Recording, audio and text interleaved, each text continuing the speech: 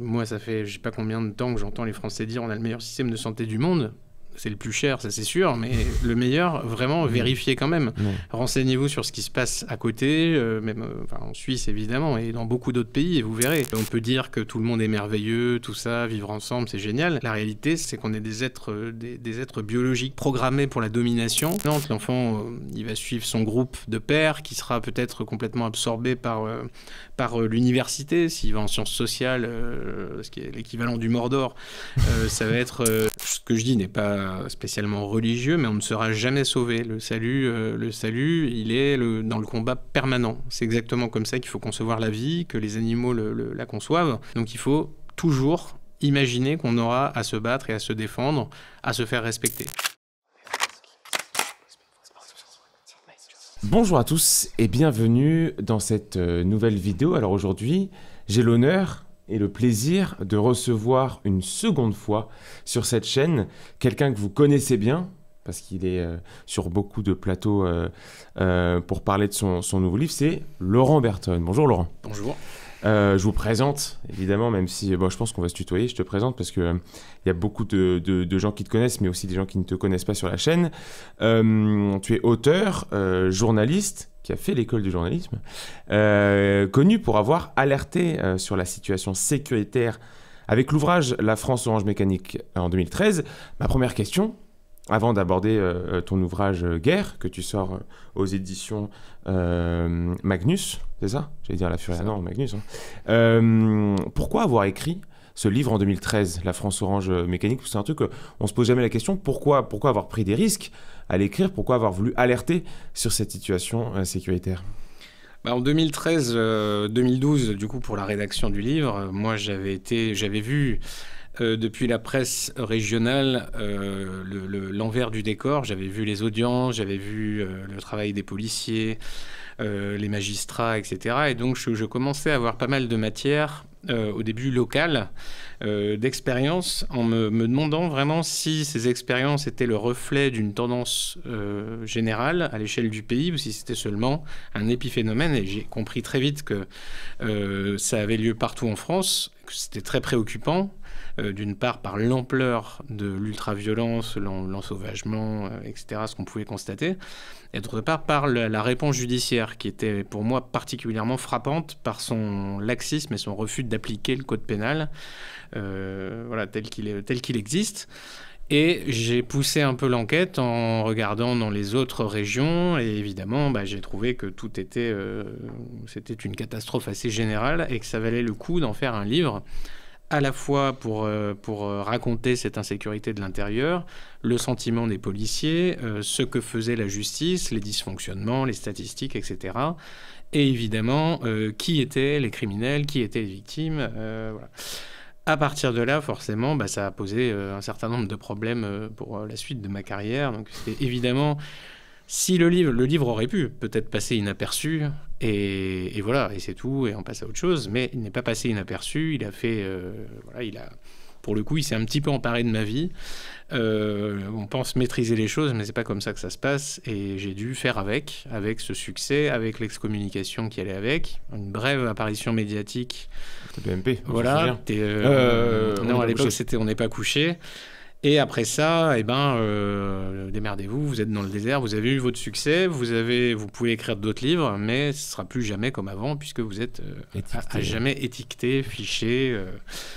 Donc c'était expérience enrichissante, mais fort utile, et il s'avère qu'avec le temps, on a quand même l'impression que ce constat ne fait plus peur à grand monde. Tout le monde a l'air de penser que c'était à peu près ça, sinon en dessous de ce qu'on connaît aujourd'hui. Avoir eu raison trop tôt. Oui. Et tu reviens aujourd'hui pour ta rentrée littéraire pour nous parler de guerre.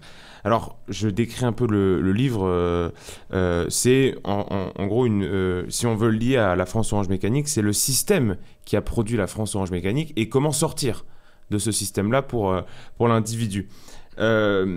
L'ouvrage, j'ai l'impression, dis-moi si je me trompe, qu'il est quand même teinté de désespoir, puisque tu écris dans les premières pages du bouquin, tu écris « On n'en sortira pas ». Du système, on ne sortira pas du barrage républicain, on n'en sortira pas. Donc on peut se dire au début, ça va être difficile parce que c'est un peu dur. Pourquoi ce désespoir ?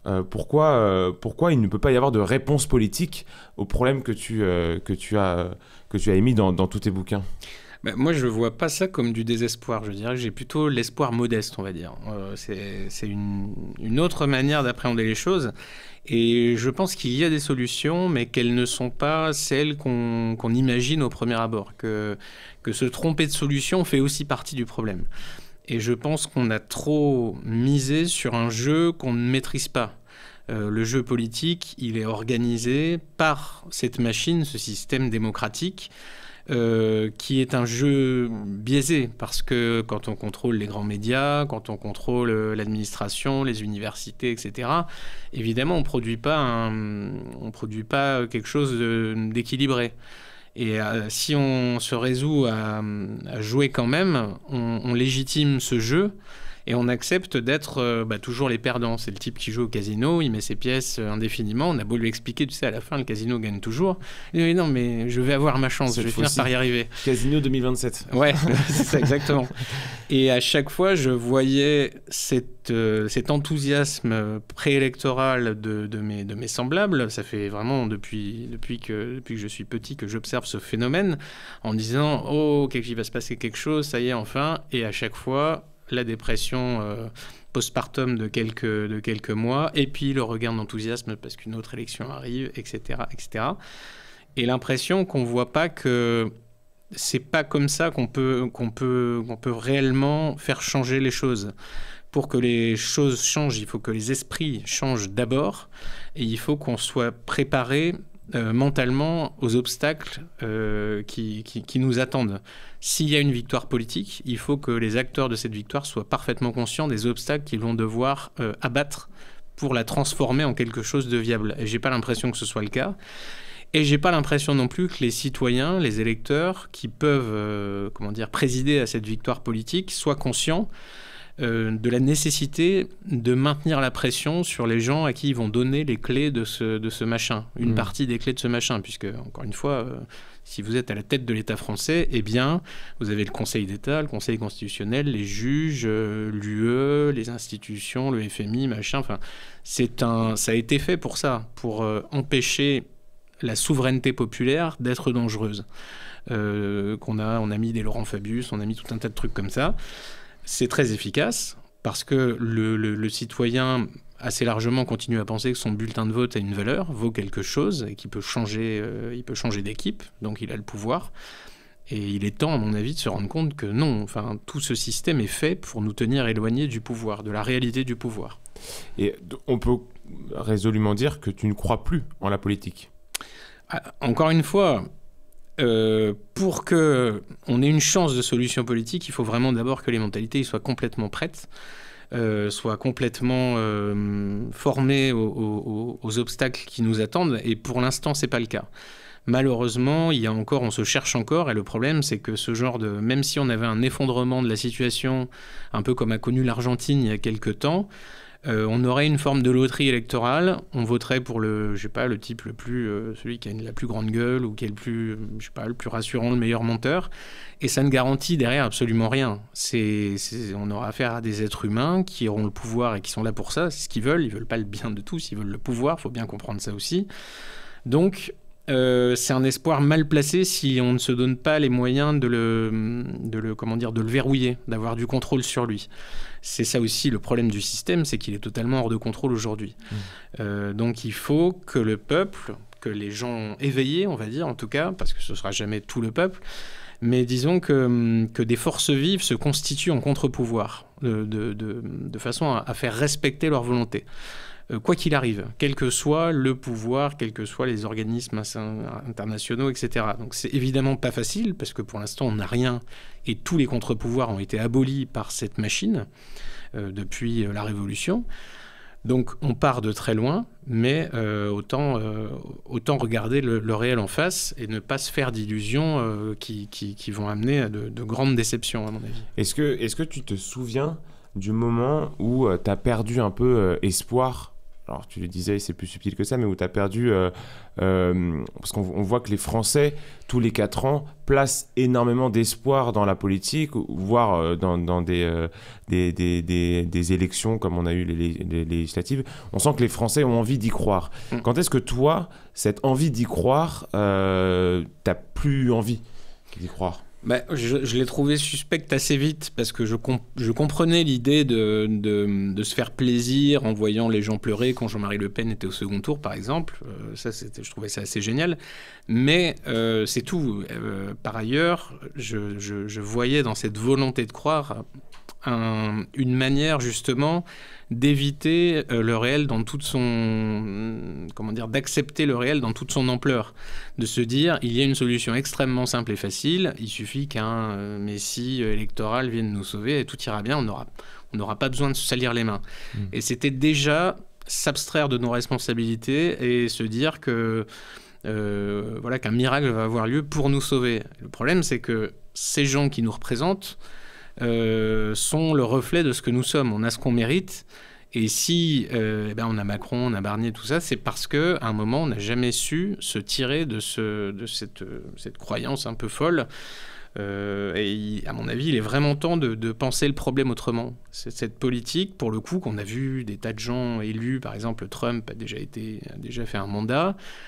Concrètement, politiquement, qu'est-ce que ça a amené? Ça a amené un type qui était un grabataire complètement... qui a fait exactement l'inverse de ce que lui avait fait. Et c'est très difficile de fixer dans le temps quelque chose de positif pour nous. C'est ça que j'essaie de passer comme message.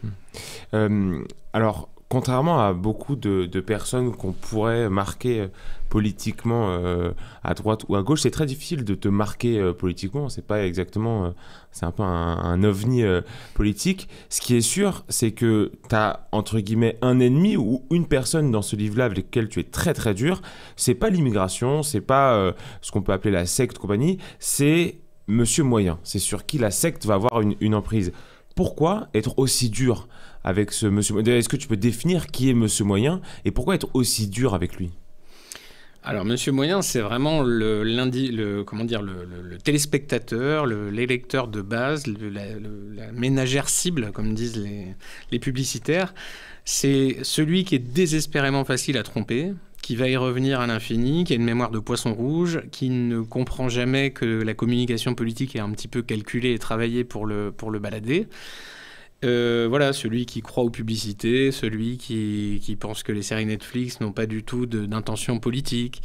Et c'est vraiment la foule, celui qui va adhérer, qui va s'attribuer les slogans sectaires. La diversité est une richesse, l'immigration est une chance. Il va répéter ça parce que ça fait bien moralement. Il pense que c'est pas quelque chose qu'on lui a appris à dire.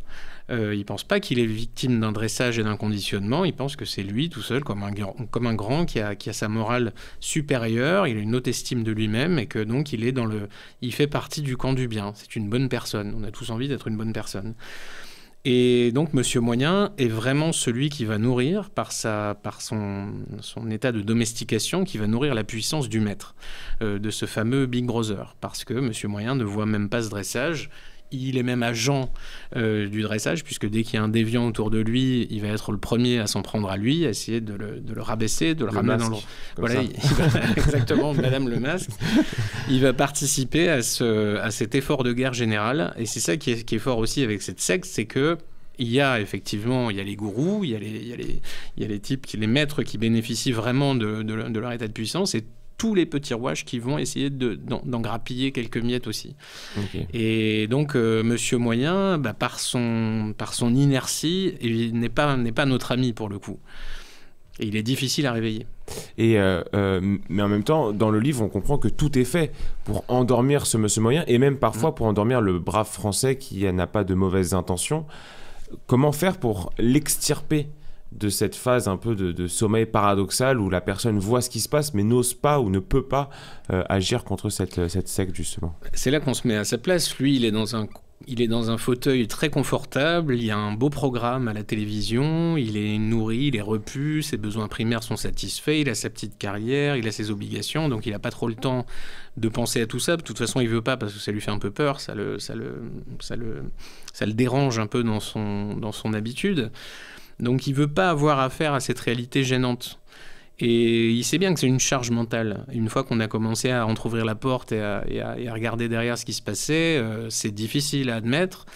On a des ennuis, on peut perdre des amis, on peut être excommunié, ce qui est notre grande peur d'animal domestique. Et beaucoup de choses se jouent là-dessus.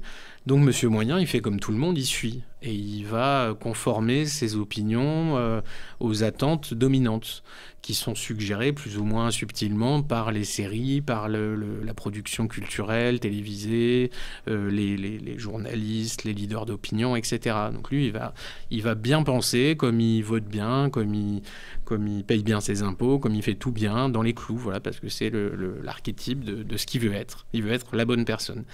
Et il ne voit pas à quel point il est complice d'un mauvais système qui ne respecte plus du tout sa volonté, le sens commun, ce qui a toujours fait la base de notre société.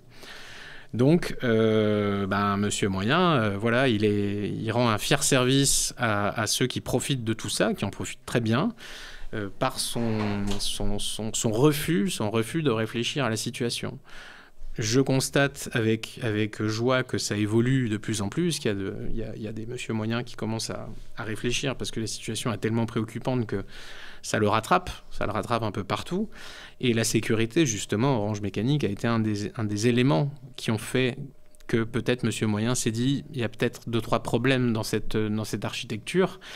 Et parce que ça lui parle, parce qu'il voit ce qu'on veut dire, il le voit de plus en plus, ça vient chez lui, et ça remet en cause ses petites habitudes et son petit confort. Malheureusement, c'est souvent comme ça que les créatures domestiques réagissent. Pour que les vaches cassent leur clôture, il faut qu'il y ait un prédateur qui rentre dans le pré. Et sinon, il ne se passe rien, et tant qu'elles ont leurs besoins sont pourvus, elles ne bougeront pas. Je viens d'y penser, mais la dernière fois qu'on te recevait, c'était pour on te recevait dans le cadre de ton livre et aussi des émeutes pour Naël. Et là, le drame qu'on a récemment, c'est le meurtre de Philippine. Donc en fait, on voit que la situation n'évolue pas beaucoup. Tout à l'heure, hors antenne, je te posais une question qui m'anime beaucoup moi en ce moment, qui est est-ce qu'on peut comprendre aussi ceux qui abandonnent le combat, ou en tout cas leur vue sur le réel, pour être heureux. En d'autres termes, est-ce que il n'est pas compréhensible de juste ne pas voir le réel, ne pas vouloir se mettre volontairement des œillères pour être heureux? À l'inverse, quelqu'un qui voudrait voir le réel tout le temps, mais qui serait de fait pas heureux. Et je renvoie à tous ceux qui passent leur vie sur Twitter, qui voient des faits divers atroces en permanence. Comment arriver à être heureux avec un quotidien qui ne l'est pas et qui sans doute ne le sera jamais? Alors certains sans doute sont faits pour cette vie-là, s'en accommoderont et vont plutôt bien le vivre. Et d'autres ne le pourront pas, ne le supporteront pas. Parfois ça prendra du temps, c'est un petit peu comme quand vous placez des animaux en captivité, c'est-à-dire qu'au début ça a l'air d'aller, on leur donne à manger, ils ont ce qu'ils veulent et tout ça, donc il n'y a pas vraiment de révolte. Et puis au bout d'un moment, ils se rendent compte que ça correspond pas à la vie, en fait, ça. On les a placés dans une situation anxiogène et ils se mettent à avoir des comportements stéréotypés, ils tournent en rond et voilà, et petit à petit, ils se dégradent, enfin, ils se font du mal à eux-mêmes et ils sont très malheureux. Parce que, eh bien, on les a privés de leur accomplissement élémentaire. Et c'est un petit peu ce qui se passe. C'est ce qu'on voit avec, je pense, beaucoup de troubles psychologiques et hormonaux qu'on peut observer dans cette société. Alors, pas seulement par son conditionnement, mais aussi parce qu'elle nous fait vivre. On vit dans des situations physiques et psychologiques qui sont extrêmement difficiles, extrêmement éloignées de notre environnement ancestral. Et tout ça est une pression qui pèse lourdement sur nous. Et à mon avis, si on n'a pas ce courage à un moment de se poser la question, qu'est-ce qu'on est en train de faire, à quoi est-on en train de participer et où va-t-on, si on n'a pas le courage de prendre le risque d'arrêter et de s'opposer à ça et par extension s'opposer à des choses, s'exposer à des choses très désagréables, eh bien, on risque de passer à côté de sa vie qui est courte et de le regretter très fort, mais ce sera trop tard. Donc, c'est ce que je dis dans ce livre. Il ne faut pas exagérer nos peurs. On est fait pour avoir peur. On angoisse énormément de tout. Mais le loup, on le voit plus grand qu'il n'est, comme disait un vieux proverbe français. Et moi, je suis toujours étonné des gens qui me disent « Mais vous avez du courage d'écrire ?» J'ai du courage d'écrire, mais à partir de quel moment il faut du courage pour écrire? Je ne suis pas dans les tranchées en train de bouffer du rat. Enfin, il faut complètement comment dire, trouver les moyens de neutraliser ces peurs délirantes qu'on a. Tout le monde se fait peur, plus personne n'ose rien dire. Les discussions de collègues à la machine à café, certains sont dans un état d'angoisse et se mordent les lèvres pour ne pas faire la réflexion qui va les mettre en danger. Et c'est tout ça.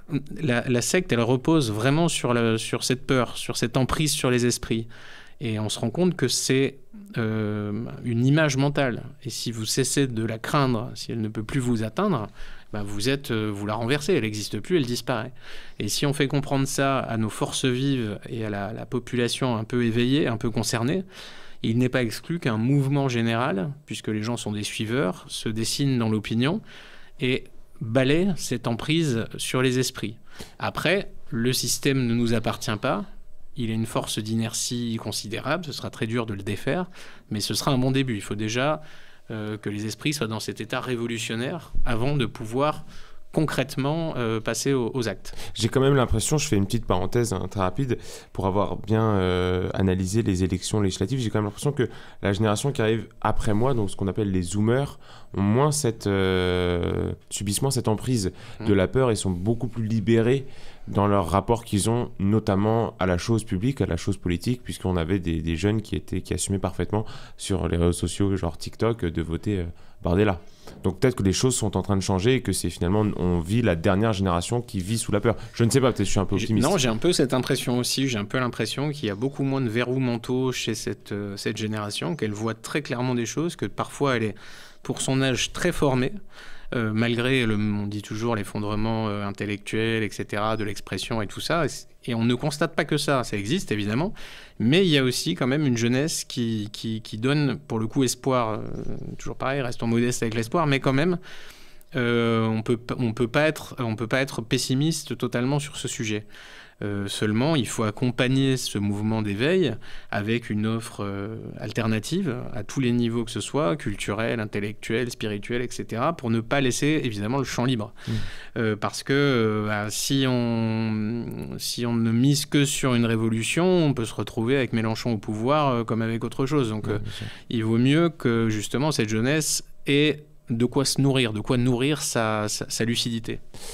Dans ce livre, il y a quand même une matrice qui consiste... Enfin, c'est un peu, tu t'adresses à quelqu'un en lui disant, en fait, reprends-toi en main, réveille-toi, sors de cette phase d'endormissement. Et la dernière fois qu'on s'est vu dans l'entretien, je te posais la question, puisqu'on était juste après les émeutes, qu'est-ce qui pourrait arriver en France pour qu'il y ait un réveil global des gens sur la réalité ?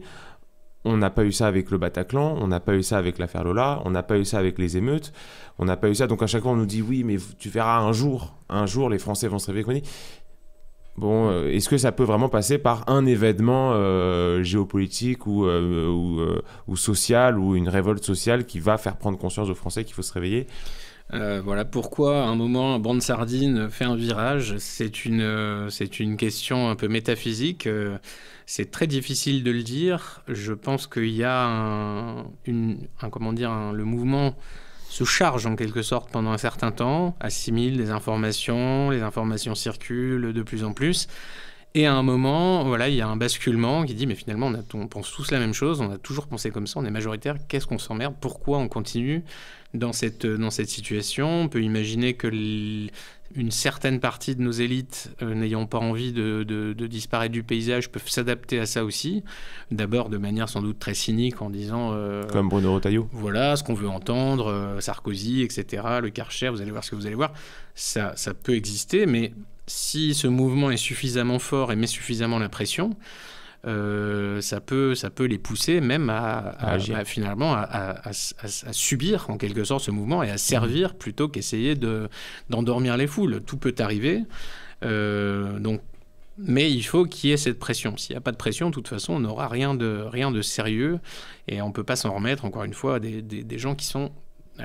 c'est pas, peut-être qu'il y a des bonnes personnes parmi ces gens, mais c'est quand même un métier qui consiste à promettre, à mentir, à séduire.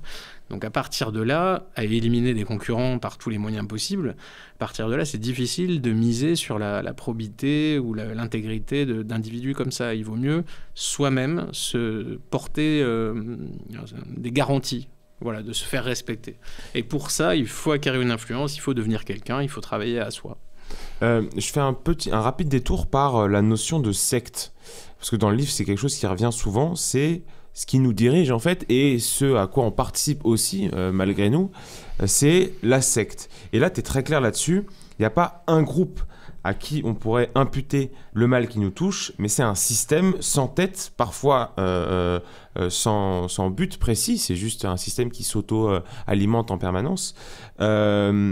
Comment on peut s'y attaquer alors? Si c'est tellement diffus, si on est autant emmerdé par le Conseil d'État que par une fille de sa classe qui veut pas qu'on parle d'immigration, que par sa belle-sœur au resto, comment on peut faire vu que ce système est tellement partout et tellement... comment? C'est tentaculaire. C'est tentaculaire et ce système, il vit d'abord pour le pouvoir, par et pour le pouvoir. C'est ça qui motive ces individus. C'est la motivation de tous les êtres humains normalement constitués, c'est cette recherche de pouvoir. Donc il faut, je sais pas, essayer de répandre l'idée que le pouvoir n'est pas dans l'adhésion, dans la participation à ça. Oui, vous avez un petit pouvoir d'emmerder le monde, mais en réalité, c'est de la collaboration et vous travaillez contre vous. Par contre, si vous prenez cette décision courageuse de vous opposer à ça, d'apprendre à déconstruire le langage qu'on cherche à vous apprendre, de l'interroger, de vous dire quand un type vous dit « vous êtes d'extrême droite », qui parle, d'où parlez-vous ? Qui dit ça? Enfin, si vous pensez qu'Alain Juppé est de droite, par conséquent, ça va. On le vit bien. Et de montrer que ces menaces sont vraiment un dressage. C'est un chantage qu'on vous fait. On vous menace du coup de savate, comme on fait ça avec un chien, en lui disant « si tu ne vas pas chercher le journal, je te mets un coup de pied ». À un moment, est-ce que vous avez une fierté? Est-ce que vous êtes adulte responsable? Si oui, vous envoyez chier ces personnes qui cherchent à régir votre vie. Et quand on vit comme ça, même si c'est plus difficile, on a une fierté plus grande, une satisfaction plus grande, on a un début d'accomplissement en tout cas. Et quand, encore une fois, nos enfants nous diront plus tard « mais vous saviez, cette situation est épouvantable et vous avez joué ce jeu, vous avez suivi tout ça », on va dire « non, nous on a quand même essayé 2-3 choses ». Évidemment, il faut faire plus, il faut faire mieux. Et je pense que c'est ce versant-là de la vie, même s'il est plus âpre, plus difficile, que parfois vous tomberez, peut-être même on va tout faire pour que vous disparaissiez, que votre mort sociale soit complète, que vous perdiez vos sociétés, je ne sais pas quoi. Et il n'empêche, vous aurez quand même, vous aurez mené le combat. Et guerre, c'est la vie c'est un combat. Et si on passe à côté de ça, si on sert le mal, je ne sais pas si on le regrettera un jour. Certains se persuadent qu'ils servent le bien en faisant ça. Donc ils meurent peut-être heureux, mais l'histoire les jugera de manière péjorative. Ce qui caractérise la secte, c'est quand même la manipulation.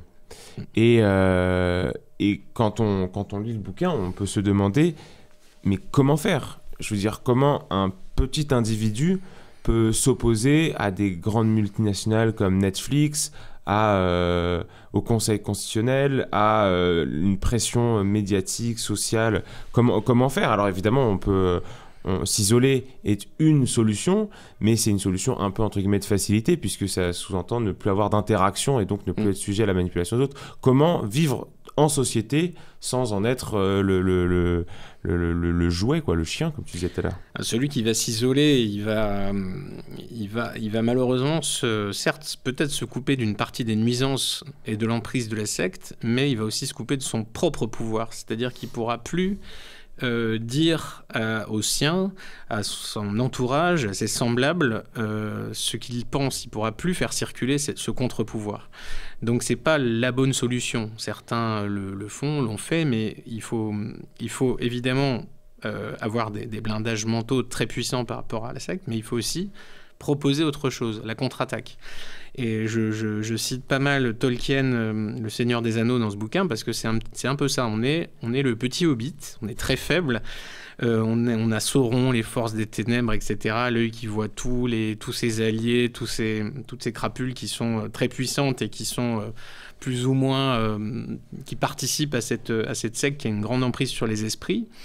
Et on doit détruire cet anneau de pouvoir qui lie les âmes. Et on n'est qu'un petit hobbit. Et ce livre essaie de montrer, je pense que c'est ce que voulait faire Tolkien, de montrer que la volonté individuelle, même si y en a beaucoup qui n'y arrivent pas et qui vont passer par la fenêtre en route, il faut essayer. Il faut essayer parce que sinon on se soumet à une tyrannie.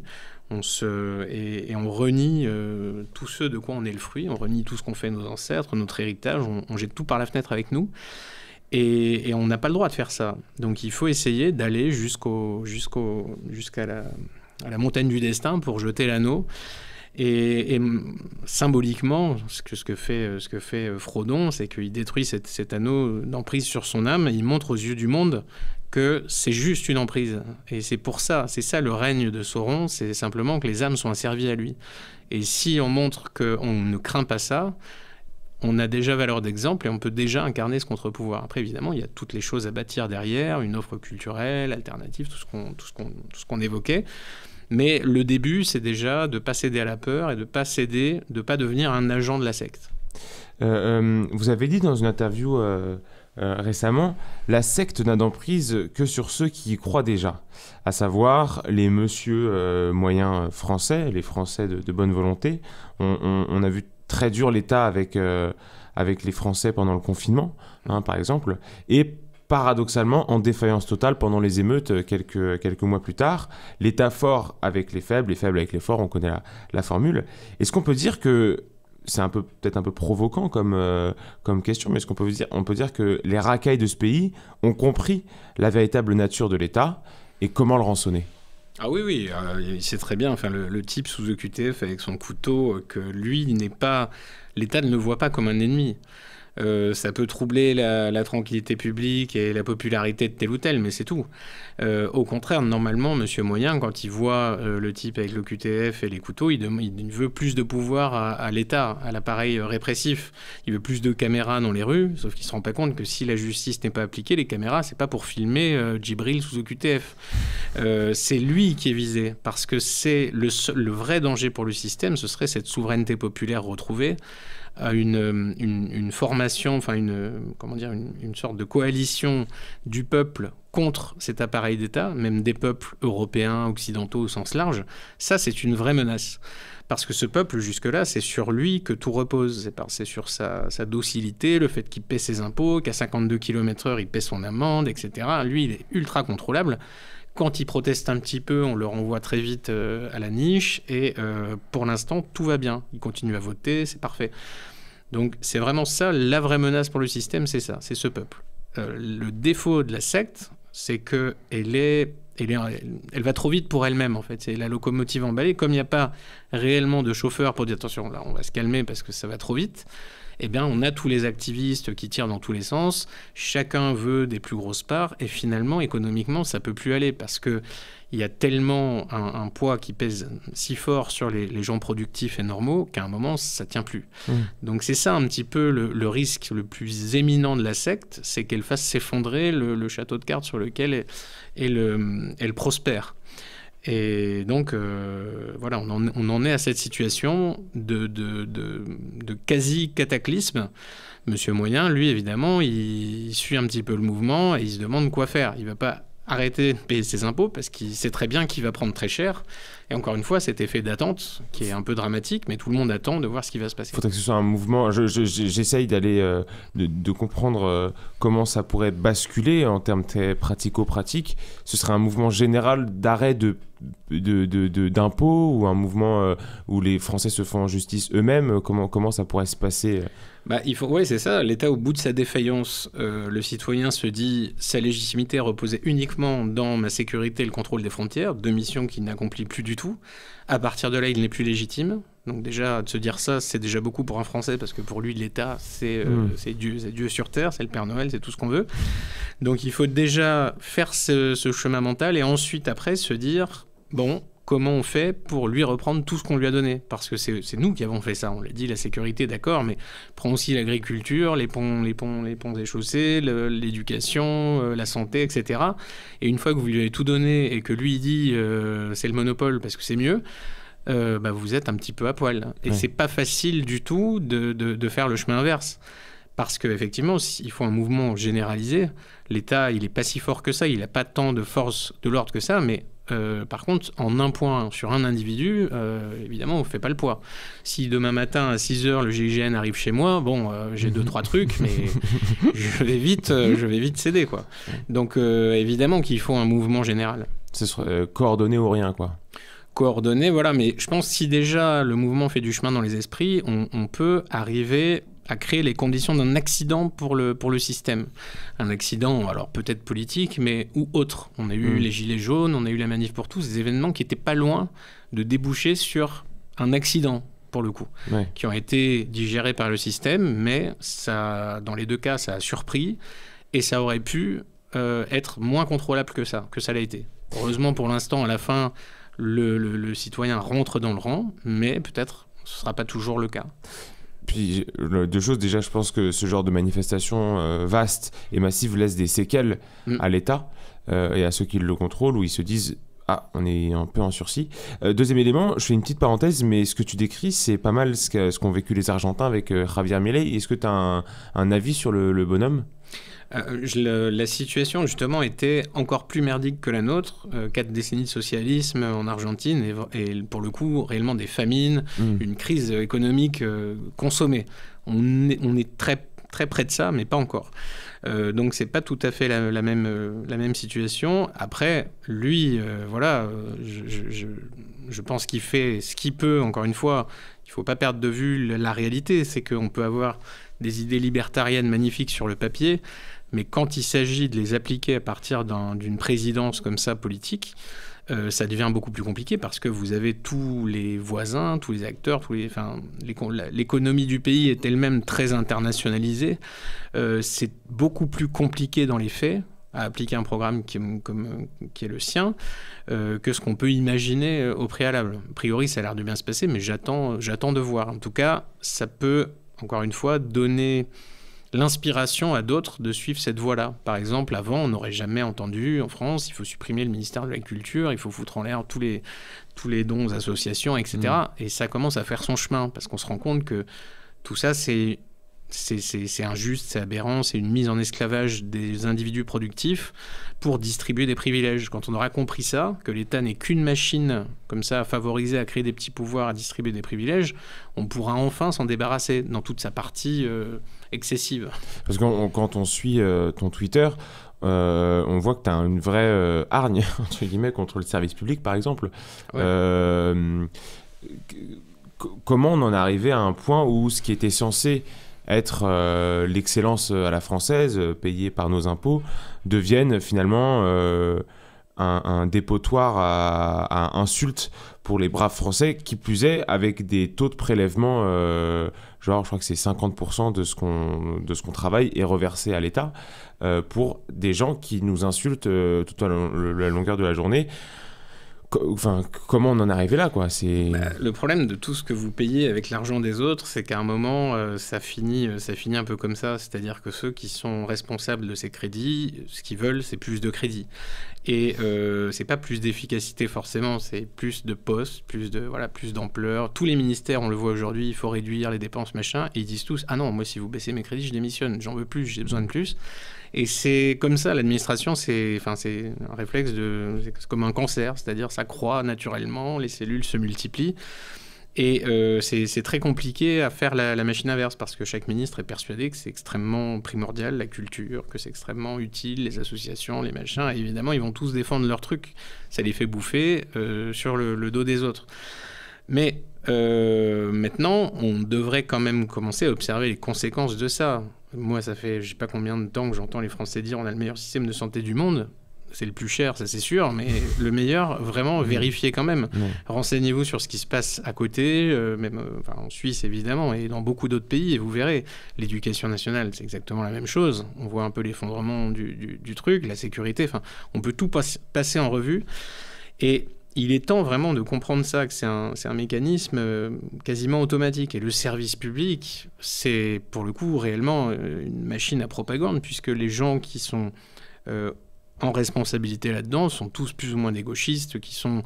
Enfin, le marxisme culturel qui s'est incrusté dans toutes les universités, dans toute la culture, tient complètement, noyote ces services pour le coup de propagande. Et qu'est-ce qui justifie aujourd'hui qu'on paye les salaires de ces militants? Absolument rien.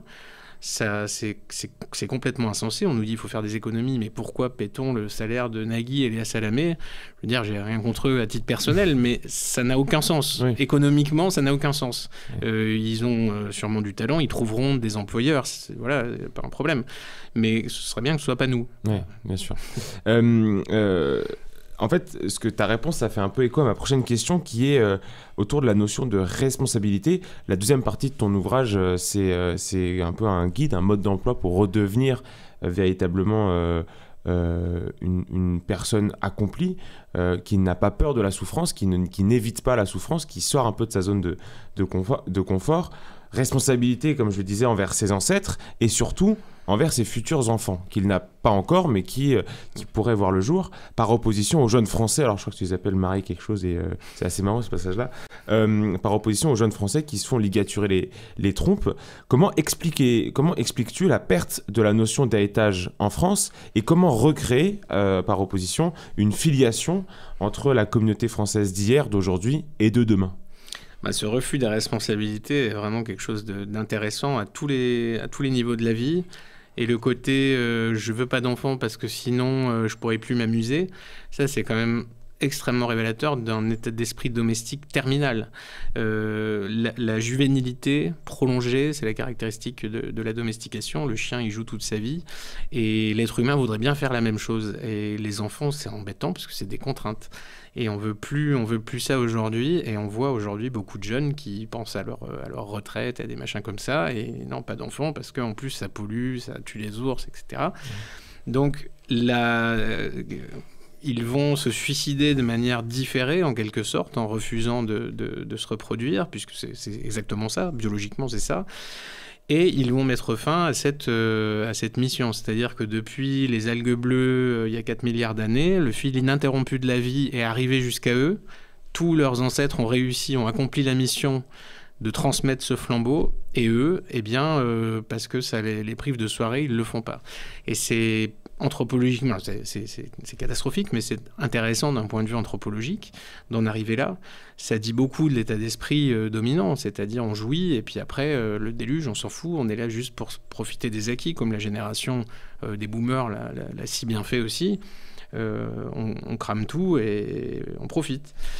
Sauf que voilà, moi je crois en ce qui dure. Je pense qu'une mission, la vie se pense dans la durée, dans la transmission de certain nombre de choses, et notamment évidemment de notre identité culturelle, biologique et tout ce qu'on veut, et qu'il n'est pas inutile de penser à avoir des enfants, assurer l'avenir et de leur transmettre 2-3 bagages tant qu'à faire pour qu'ils ne fassent pas partie de l'effondrement qui est là. Donc c'est vraiment un aspect très important.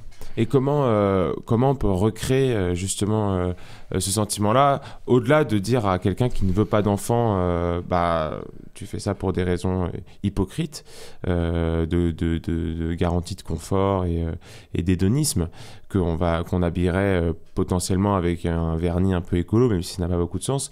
Mais qu'est-ce que tu pourrais dire à quelqu'un qui n'a pas d'enfant, qui pense sincèrement, très sincèrement le faire pour la planète, ou qui pense très sincèrement que ça va lui prendre du temps, ou que ça va être chiant, ou que ça va lui mordre son plaisir? Je pense que quelles que soient les raisons qui se donnent, elles sont mauvaises. On peut dire économiquement c'est dur, machin, ils vont souffrir, ils vont naître dans le monde de Sandrine Rousseau et des OQTF et machin. Oui, c'est sûr. Mais toute la vie a été faite d'épreuves beaucoup plus dures que celle-là. Nos ancêtres faisaient des enfants avant, pendant les guerres, les famines, les pestes, les machins, ils ont absolument tout connu, c'était épouvantable. Et c'est justement cette abnégation, c'est ce côté, c'est la vie qui doit gagner, qui a fait que nous existons.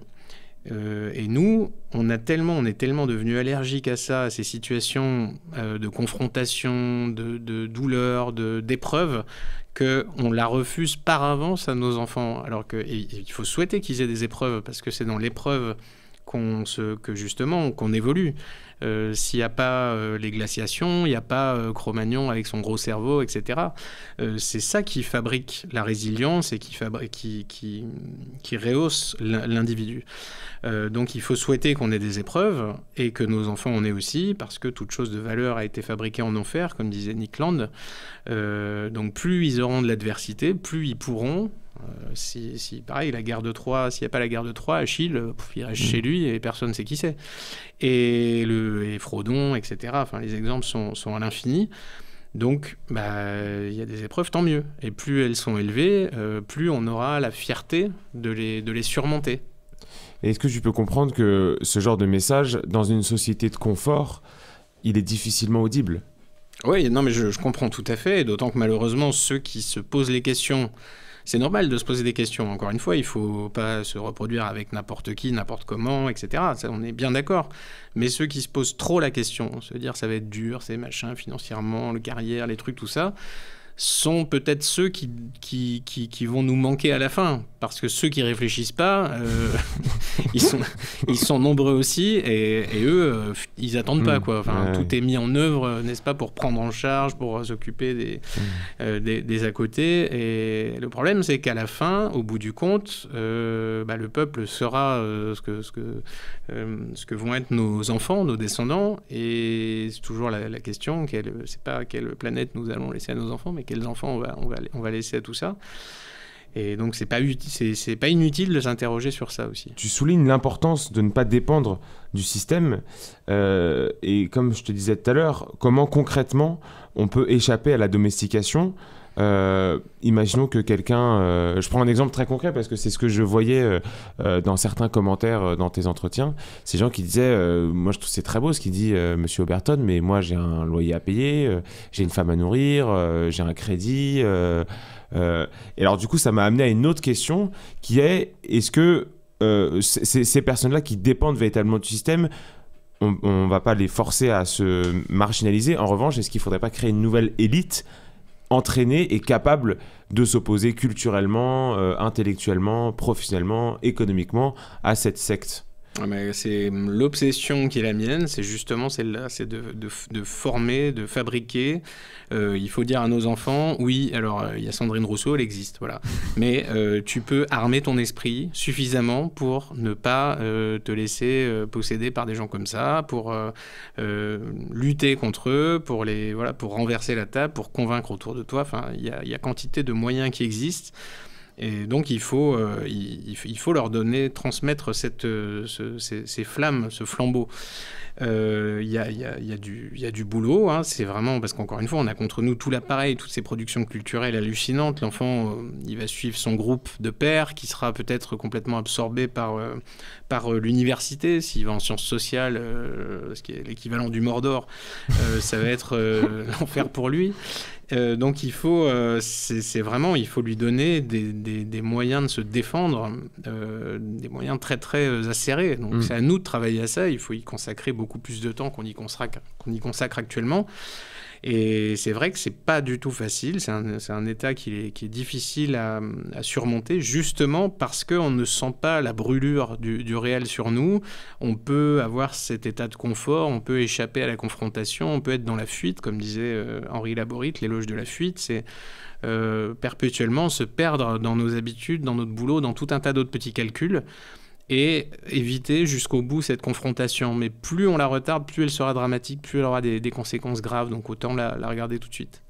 La solitude, ou en tout cas la lutte que tu décris contre la secte, est-ce que c'est une phase nécessaire parce que la situation le demande, ou c'est une condition permanente? Il faut tout le temps être dans cet état d'esprit, selon toi. En d'autres termes, est-ce que tu proposes un modèle avec ce livre? Est-ce que tu proposes un modèle de société ou une réponse temporaire à une situation qui est dramatique, à l'occurrence celle de la France? Ce que je dis n'est pas spécialement religieux, mais on ne sera jamais sauvé. Le salut, il est dans le combat permanent. C'est exactement comme ça qu'il faut concevoir la vie, que les animaux la conçoivent. C'est jamais gagné et il faut toujours se battre pour faire mieux, pour se préparer à tout. Prévoir ne sert pas à grand-chose parce que les choses nous dépassent un peu, mais être prêt, ça peut être utile. Donc il faut toujours imaginer qu'on aura à se battre et à se défendre, à se faire respecter. Même si, je sais pas, on avait un miracle politique, tout pareil nous allait mieux. Non, ça suffit pas. Il faut continuer toujours. Et on n'aura jamais ce repos de l'âme, on n'aura jamais on pourra pas siroter un cocktail en regardant le soleil couchant en se disant ça y est, tout est accompli, on a réussi. Non, ça c'est les films, c'est très bien. Mais nous, on doit toujours transmettre cette idée avec nous. Pour que les générations d'après soient dans cet état d'esprit. C'est un combat permanent et il faut le mener et voilà, il ne faut jamais s'endormir sur le confort. Il n'y a aucun moment de repos Alors, on peut bien vivre, on peut passer de bons moments, c'est pas la question, mais en tout cas, il ne faut jamais se dire c'est terminé, c'est plié, c'est bon, on a gagné. Ça n'existe pas. Finalement, ma dernière question concerne le titre du livre. Quand on lit ton livre, on peut être tenté de se poser la question, la guerre, d'accord, mais la guerre contre qui? La guerre pourquoi? Et pourquoi finalement avoir choisi un titre assez violent en fait? Guerre, c'est des situations qui sont dramatiques, c'est souvent ça va avec la mort, c'est un peu les tréfonds de l'humanité. Et dans ton livre, on a l'impression que c'est un peu la condition sine qua non pour être finalement. C'est justement les tréfonds de l'humanité, très juste expression. C'est ce qui nous accompagne depuis toujours, ce qui accompagne les animaux. Il faut lire l'agression de Konrad Lorenz, l'histoire naturelle du mal. Tout est basé sur un équilibre des forces et il faut participer. On peut dire que tout le monde est merveilleux, tout ça, vivre ensemble, c'est génial, mais il y a une réalité. La réalité, c'est qu'on est des êtres biologiques programmés pour la domination. C'est comme ça qu'on va, que par exemple, se décident les partenaires qu'on va avoir dans la vie, etc. Donc, si on joue pas le jeu, c'est super, on disparaît sur le bord de la route, on se met sur l'arrêt d'urgence et on a une espérance de vie très médiocre. Mais moi, je pense qu'il faut jouer le jeu. Il faut se regarder en face. On est fait pour ça. Et il faut incarner ce combat. Il faut rien céder. Avec les armes qu'on a à notre portée, les armes utiles, je pense, ce que j'essaie d'expliquer, que on peut mener un combat qui soit honnête et qui soit efficace. Avec le verbe, par exemple, en trouvant les mots pour exposer la vilainie de l'ennemi, les mécanismes qui nous possèdent, etc., sans incarner une offre de mensonges alternatifs, par exemple, en disant, je sais pas, telle ou telle théorie du complot délirante. Ça marche, il y a une attente. Ça peut être tentant. Disons que c'est assez dommage parce que les individus qui se rendent compte qu'il y a un problème avec cette fameuse secte, etc., peuvent être tentés de se dire « Ah, donc moi, ce qui m'arrangerait, c'est d'avoir une explication très, très concrète et facile à comprendre de l'ordre du monde. Ça m'arrangerait parce que ça m'angoisse un peu tout ça. » Et un type arrive, l'air sûr de lui, et vous dit en fait, c'est un lézard qui s'appelle Bill Gates, qui est, voilà, puis en dessous de lui, ils obéissent tous. Lui, il a une feuille de route, voilà. Alors, c'est peut-être intellectuellement, c'est très satisfaisant parce qu'on se dit tout va bien, si Bill Gates donne des ordres, machin, on comprend mieux pourquoi la lycéenne à cheveux verts, elle dit ça, tout ça. Mais la réalité, c'est que c'est pas exactement comme ça que ça marche. C'est que Bill Gates, il cherche son pouvoir, il y en a d'autres, et si on enlève Bill Gates, là aujourd'hui, si on enlève 1000, 2000, on sera toujours exactement dans la même situation.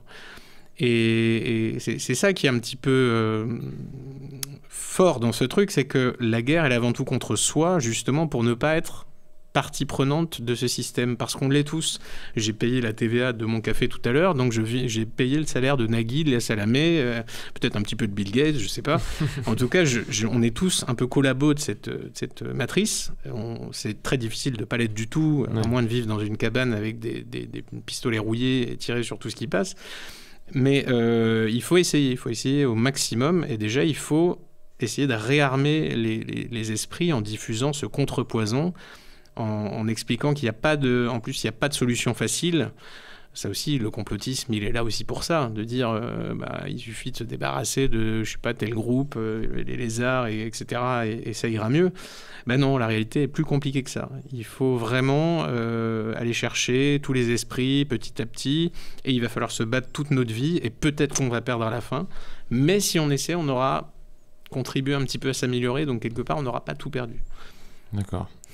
Merci Laurent Berton. Merci à tous d'avoir suivi cet entretien. Je vous mets évidemment le lien du bouquin aux éditions Magnus en description. Et moi je vous dis à très vite pour de nouvelles aventures. Vive la France et vive ce qu'il en reste. Time!